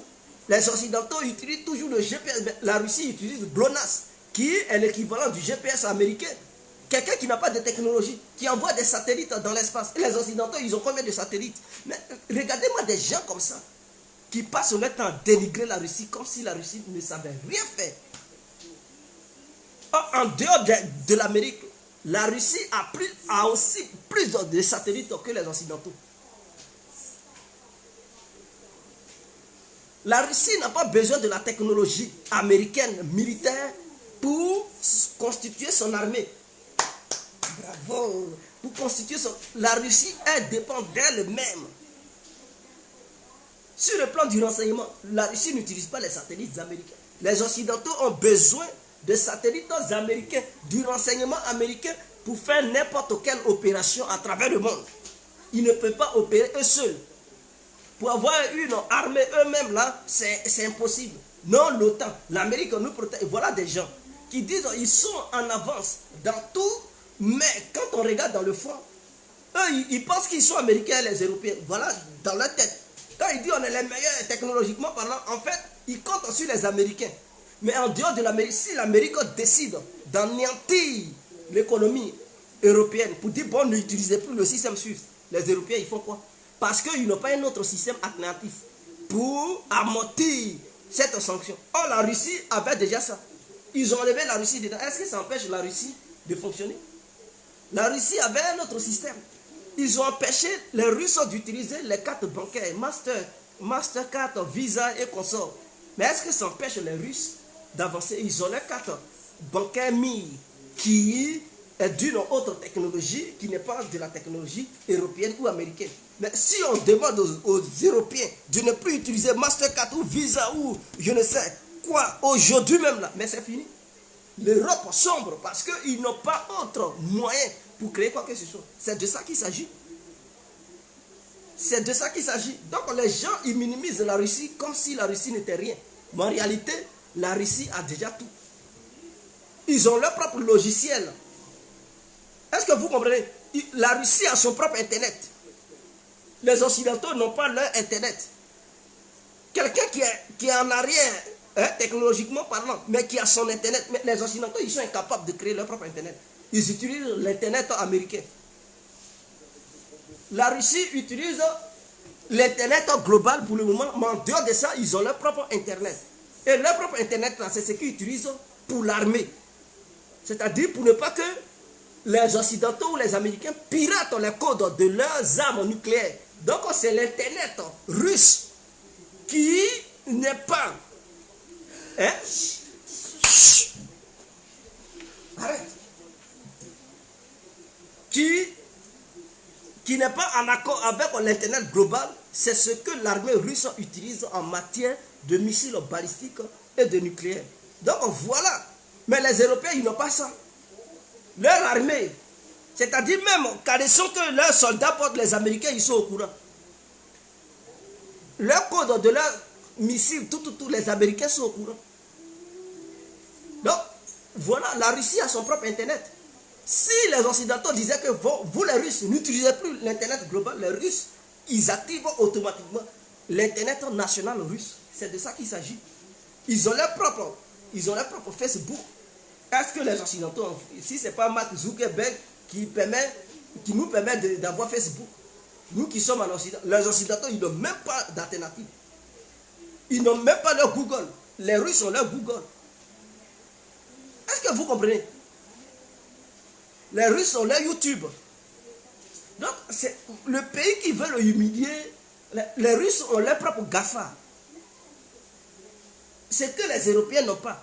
Tout ce que l'Europe utilise, c'est l'Amérique qui donne ça. En dehors des Américains, les Européens n'ont jamais créé quoi que ce soit. Même en matière de vaccin, maladie est venue ici. Là. Les Européens, ils étaient incapables de produire un vaccin. Les Russes ont été les premiers à créer un vaccin qu'on appelle Sputnik. Dans ça, on dit non, ils sont nuls technologiquement parlant. Quelqu'un qui est nul, qui produit un vaccin, que vous qui êtes les super-héros là, vous étiez obligé de compter sur les États-Unis pour vous donner Pfizer, AstraZeneca, je ne sais quoi là, pour pouvoir vous soigner. Voici. Donc l'Occident fait de la propagande sur la Russie. Mais dans le fond, les Russes ont certaines choses que les Occidentaux n'ont pas. Ils ne peuvent pas tout avoir, je comprends. On ne peut pas tout avoir dans la vie. On ne peut pas tout avoir dans la vie. Voilà pourquoi dans la vie, il est important de s'entraider. Donc les Occidentaux ont certaines technologies que les Russes n'ont pas. Les Russes ont certaines technologies que les Occidentaux n'ont pas. Donc voilà pourquoi la coopération existe dans le monde. Donc pour s'entraider, tu m'aides, je t'aide. Tu me donnes ce que je n'ai pas, je te donne ce que tu n'as pas. Et c'est comme ça que ça fonctionnait. Maintenant qu'ils ont tout rompu, il n'y a pas de souci, chacun va évoluer de son côté. Mais vous verrez, la technologie que la Russie ne disposait pas, elle va faire un bon technologie. Vous verrez dans les années à venir. La Russie va tout avoir et être indépendante à 100%. Être indépendante sur tous les fronts. Pendant ce temps, les Occidentaux ne pourront rien faire sans la valeur de l'oncle Sam. Voilà, ça s'appelle VK, voilà. Donc voilà ce qui se passe. Donc moi j'aimerais que les Africains ouvrent leurs yeux. Ne regardez pas ce que les gens ils disent sur les plateaux de télé. La Russie ceci, la Russie cela. Ça, on appelle ça de la propagande.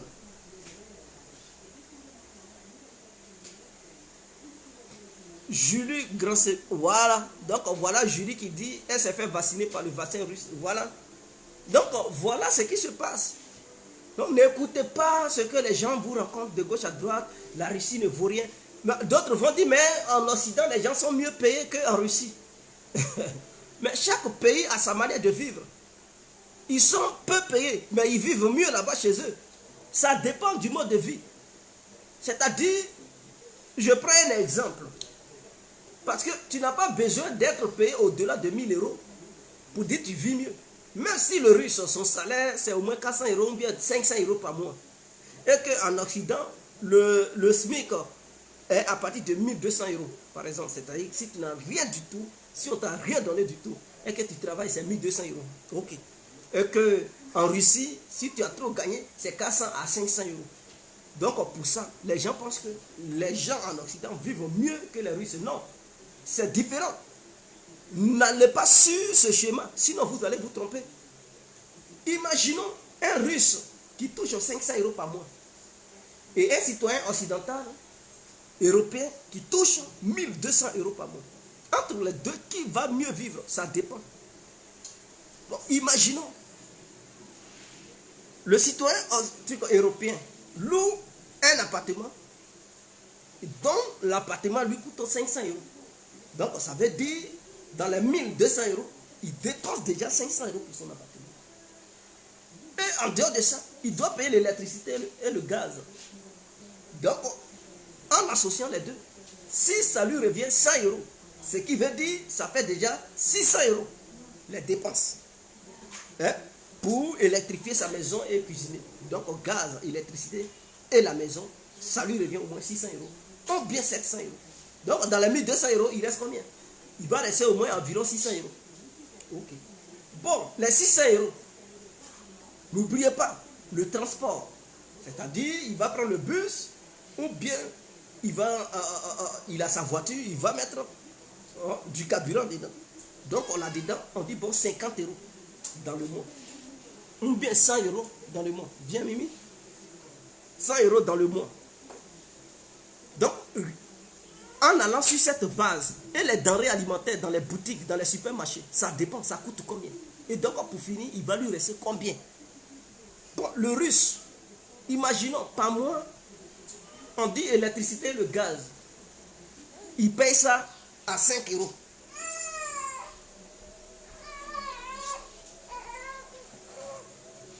Donc, électricité et gaz, il paye ça à 5 euros. Pendant que le citoyen européen, lui, il paye ça à 100 euros. Parce qu'eux, ils ont beaucoup de gaz et tout. Donc, parce que j'ai vu la facture de quelqu'un, en matière de gaz en Russie, c'était 1 euro par mois. La personne a payé son électricité du mois. Non, son gaz du mois, il a dépensé 1 euro. Pendant ce temps, en Occident, ici, pour payer le gaz, ce n'est pas 1 euro. Si tu n'as rien payé, c'est 60 à 50 euros le gaz. Non, en Russie, pendant que les gens payent ça à 1 euro, ici en Occident, on paye ça à 50 euros. Donc vous comprenez que ce n'est pas histoire de salaire qui permet aux gens de mieux vivre. Imaginons en Russie, pour louer un appartement, si on dit l'appartement te coûte au moins 150 euros, pendant qu'en Occident, on te dit 600 euros. Donc, ce n'est pas la même chose. Les denrées alimentaires sur le marché, imaginons, on dit, bon, la tomate, 1 kilo de tomate, ça te coûte 50 centimes. Pendant qu'en Occident, on dit, bon, 1,50 euro. C'est différent. Donc, vous voyez, c'est différent. Donc, ne vous basez pas sur les salaires pour dire, ceux-là, ils vivent bien, ceux-là, ils ne vivent pas bien. Non, ça dépend du coût de la vie de chaque pays. C'est par rapport à ça, chaque pays définit combien il doit donner à ses salariés.